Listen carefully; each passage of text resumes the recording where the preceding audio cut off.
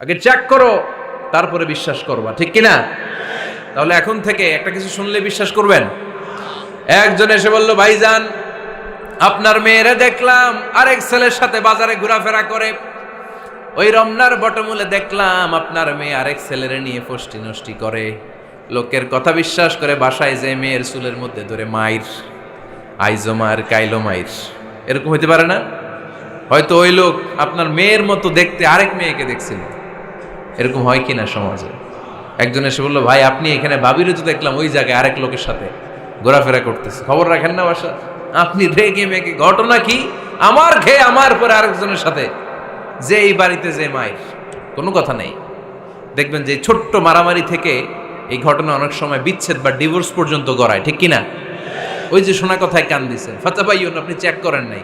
হয়তো আপনার স্ত্রীর মতো দেখতে বা আপনার স্ত্রী যে জামা পরে, যে পোশাক পরে, এরকম পোশাক পরে আরেক নারীকে দেখছে, আপনার বউ না এটা। আপনার মেয়ের ব্যাপারে যে তথ্য দিয়েছে এটা সঠিক নয়, সে আপনার মেয়ের মতো আরেকটা মেয়েকে দেখেছে, এসে আপনার কাছে বলে দিছে, আপনি বিশ্বাস করছেন। ভেজাল আছে না নাই? এই ভেজালগুলোকে থামানোর জন্য কোরআনে এই বিধানগুলো নাজিল করেছে কে? তাহলে ফরিদপুরের ভাইয়েরা, সমাজটারে সুন্দর রাখার তথ্য একটা শুনলেই বিশ্বাস করবেন না। সিলে কান নিয়ে গেছে শুনলেই সিলের পিছনে দৌড়, নাকি? কি করবেন? আগে কানে হাত দিয়ে একটু দেখবো কান দুইটা আছে না নাই, তারপরে চিলের পেছনে দৌড়াবো। তাহলে এখন থেকে আমরা তথ্য একটা শুনলে বিশ্বাস করব। তাহলে কি করবেন? বলতে হবে কি করবেন? যাচাই বাছাই, জাস্টিফিকেশন অফ দ্য নিউজ। কোন নিউজ জাস্টিফিকেশন ছাড়া আমরা প্রচার করব, বিশ্বাস করব, শেয়ার করব না। আল্লাহ বললেন, ইয়া আইয়ুহাল্লাযীনা আমানু লা ইয়াসখার কওমুম মিন কওম। ওহে আমার ঈমানদার বান্দারা, শোনো শোনো, খবরদার কখনো কোনো মুমিন বান্দারে ঠাট্টা করো না, অবজ্ঞা করো না, ঠাট্টা করো না। তার মনে কষ্ট হয় এমন কোনো কথা তারে বলো না। Never scoff of anybody. কাউকে নিয়ে ঠাট্টা করবেন না, তার দেহ নিয়ে, তার আকৃতি নিয়ে, তার বংশ নিয়ে। এক লোকের বাবা ছিল চোর, কিন্তু তার ছেলে অনেক ভালো। আপনি কি তারা বলতে পারবেন তুই চোরের ঘরের চোর? বলতে পারবেন? চুরি করছে বাবা, ওর কি দোষ? কথা বলেন। এগুলো কবিরা গুনাহ। আওয়াজ করে বলেন তো, কি গুনাহ? কবিরা গুনাহ। কারো আকৃতি নিয়ে, আমার ফরিদপুরের কলিজার টুকরা যুবক ভাইরা, কারো আকৃতি নিয়ে কখনো অবজ্ঞা করবে না, তুচ্ছ জ্ঞান করবে না। এটা কবিরা গুনাহ, এটা আল্লাহ খুব অপছন্দ করেন। এর কারণ আকৃতিটা আমাদের হাতে নাই। আমাদের কারো নাক লম্বা, কারো খাটো, আমরা কেউ কালো, কেউ সাদা, আমরা কেউ স্মার্ট, কেউ অন্যরকম। তো এই যে আমাদের এক এক ধরনের আকৃতি, এটা কি আমি বানাইছি? আপনি বানাইছেন? দিছে কে? এই জন্য কারো দেহের গঠন নিয়ে যদি আপনি অবজ্ঞা করেন, এটা প্রক্ষান্তরে আপনি স্রষ্টাকে নিয়ে অবজ্ঞা করলেন। কারো দেহের আকৃতি নিয়ে যদি আপনি তুচ্ছ করেন, তাকে তুচ্ছ করেননি, আমার রবকে আপনি তুচ্ছ করেছেন। চিল্লায় বলেন ঠিক কিনা? খবরদার, তুই কালু, তুই লম্বু, তুই মোটু, তুই কানা, তুই রোহিঙ্গা, আছে না নাই? ইদানিং ইদানিং এটা খুব চলে। এই রোহিঙ্গা নামটা আছে না? ফরিদপুরে এগুলো ঢুকে নাই না? আমাদের ওইদিকে দেখি কি অবস্থা, কারোর সাথে কেউ লাগলে কই তুই রোহিঙ্গা। কি আশ্চর্য, এই গালি কবে আসলো? হ্যাঁ, অনেক ধরনের গালি। ঢাকায় আর একটা চলে ফইন্নির ভূত, কি বলে? এই এগুলো আগে শুনি নাই আমরা, রিসেন্ট এগুলো বলা শুরু করছে। ফইন্নির ভূত, রোহিঙ্গা না। এগুলো বলে আপনি কাউকে অবজ্ঞা করতে পারবেন? পারবেন না। খবরদার, এটা কবিরা গুনাহ, এটা ছোট গুনাহ মনে করবেন না। কারণ আকৃতি নিয়ে তুচ্ছ করা যায় না, কারণ আকৃতি দান করেছে কে? হুয়াল্লাযী ইউসাউইরুকুম ফিল আরহামি কাইফা ইয়াশা লা ইলাহা ইল্লা হুয়াল আজিজুল হাকীম। তিনি এমন সত্তা যিনি তোমাদের চেহারার অবয়ব দিয়েছেন, তোমাদের আকৃতি দান করেছেন তখন যখন তোমরা মায়ের পেটের ভেতরে ছোট্ট জোকের মতো ছিলা। মায়ের পেটের ভেতরে আমরা যখন সবাই এত ছোট্ট, তখনই আমাদের চেহারার আকৃতি দিয়েছে কে? কে সুন্দর হব, কে ছেলে হব, কে মেয়ে হব, কে মোটা হব, কে চিকন হব আমার ইচ্ছা হয়েছি? আওয়াজ করে বলতে হবে, কার ইচ্ছায়? প্রত্যেককে যদি আল্লাহ প্রত্যেকের নিজের চেহারা ডিজাইন করতে দিতেন, আল্লাহ যদি বলতেন তোমার চেহারাটা কেমন হবে তুমিই ডিজাইন করো, তাহলে আপনি আপনারা কেমন বানাতেন? হ্যাঁ বলেন, ফরিদপুরের ভাইরা বলেন, সুন্দর করে বানাতেন তাই না? সবচাইতে স্মার্ট, সবচেয়ে সুন্দর করে আমি আমার চেহারাটা বানাতাম যদি আমাকে ডিজাইন করার সুযোগ দেওয়া হতো। কিন্তু এই সুযোগ তো আল্লাহ দেন নাই। ডিজাইন স্বয়ং করে দিয়েছেন কে? কোন নারীকে যদি আল্লাহ বলতে এই নারীরা তোমাদের চেহারা কার কেমন লাগবে তোমরা বানাও, প্রত্যেক নারী কি করতো? বিশ্ব সুন্দরী করে নিজেকে বানাতো। খুদ ধরার মতো কোনো জায়গা সে নিজের জন্য রাখতো না, ঠিক কিনা? কিন্তু এটা আল্লাহ দেন নাই। এই আকৃতিটা আমাদেরকে সরাসরি দান করেছেন কে? খবরদার, আমাদের অনেকে বিকলাঙ্গ, আমাদের অনেকের হাত ছোট, পা বড়, দেখতে মোটা, কেউ চিকন কেউ কালো। খবরদার, কারো আকৃতি নিয়ে কখনো কোনো অবজ্ঞার সুরে, ঠাট্টার সুরে কোনো কথা আমরা বলবো না। রাজি আছেন? সবাই রাজি আছেন? আল্লাহ রাসূল সাল্লাল্লাহু আলাইহি ওয়াসাল্লামের এক সাহাবী ছিল, নাম ইবনে মাসউদ রাদিয়াল্লাহু তাআলা আনহু। ওনার পায়ের নলা ছিল খুব চিকন, অস্বাভাবিক চিকন, স্বাভাবিক না। তো উনিও এটা ঢেকে রাখতেন, দেখাতেন না কাউকে। একদিন উনি খেজুর পাড়ার জন্য খেজুর গাছে উঠলেন। খেজুর গাছে ওঠার পরে নিচ থেকে সাহাবারা পায়ের চিকন নলা দেখে ফেলছে। দেখে সবাই হাসি, সবাই হেসে কুটি কুটি। বিশ্বনবী বললেন, হেসো না, খবরদার, আমার ইবনে মাসুদের পায়ের চিকন নলা দেখে হেসো না। আমার ইবনে মাসুদের এই পায়ের চিকন নলা যদি মিজানের পাল্লায় উঠিয়ে দেয়া হয়, কিয়ামতের দিন উহুদ পাহাড়ের চেয়েও ভারী হয়ে যাবে। খবরদার, আমার ইবনে মাসুদকে আমার আল্লাহ অনেক পছন্দ করে, তার পা চিকন দেখে তাকে তুচ্ছ করো না।